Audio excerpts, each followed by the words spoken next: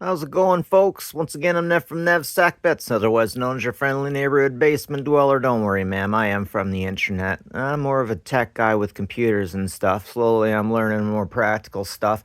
And I like going through these popular mechanics magazines, the old ones. Check out the art, society, and see how they've changed. The technology, too. See how all of them have changed. And I gotta say, I freaking love this art, this retrofuturism art. And it's almost hard to identify it.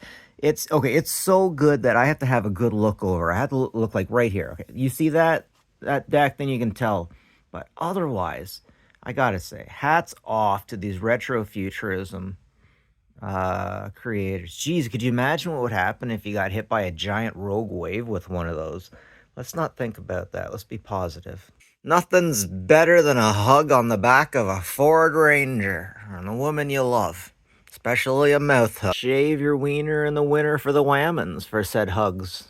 Oh my god, guys, it's my favorite advertisement back again. Look, he's like, she's totally hitting on him, right? He has like no idea what's going on. And he's like, would you like your air filter changed? Oh, yes, I'd love to touch it too. Oh, I'd love to. Just let me touch the rim of the tip of it, dear. Check it out. It is an original computer calculator measure unit. I would love to see how that thing works. I remember Louis Rossmann had to use one of these in New York to find an exact square footage, and he found out basically that all the realtors were lying to him. All of them. I want to go back to a time when you could trust New York realtor. Wait, never mind. That's never happened. Digging the ditch. Oh, wow. This is before the Panama Canal? Okay, I was this old before I found out that the canal was dug in 1914. Geez, I thought that was done in like 1814 or something. I remember hearing kings trying to do it, but I guess they just didn't have enough minstrels to throw at it. Nothing more front and center and phallic than some artillery. Wait, why is that thing on wheels?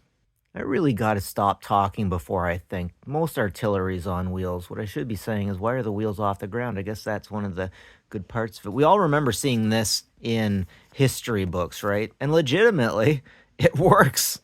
It freaking works. You just need someone who hasn't blown their ears out with Christina Aguilera MP3s in the 2000s. Now, here's some of the real retrofuturism, some of the beautiful stuff. Looking ahead, artists drawing things like they thought the future would be.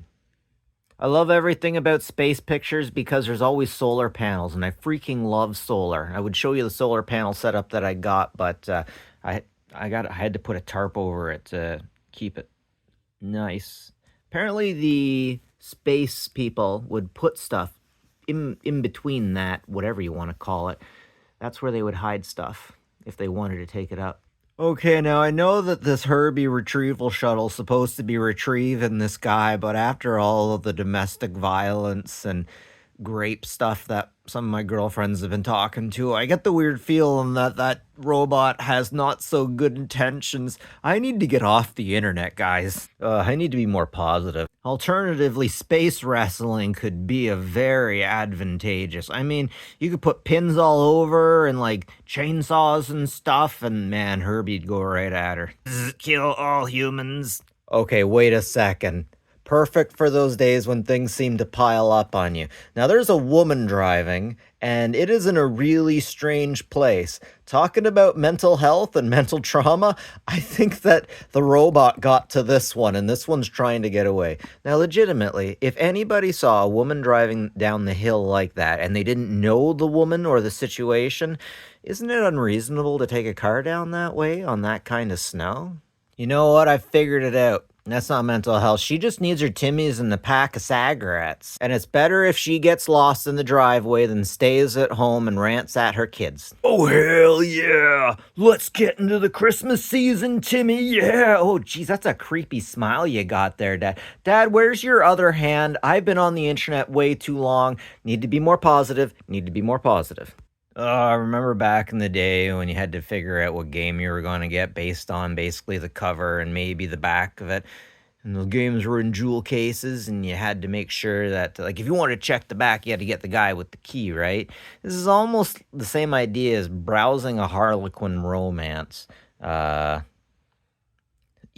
bikes as browsing a Harlequin romance because Ninja Turtles was nothing like. None of these games were anything like. You really had to use your imagination. And while you're expected to use your imagination in a Harlequin romance, it just doesn't really fill in the Sega Master System actually never quite made it to me. Master System came out after the NES. It was real good. Sounded okay, or sounded great at the time. It was the Genesis that didn't sound as good as everyone thought it would. Anyways, we get the Atari 7800.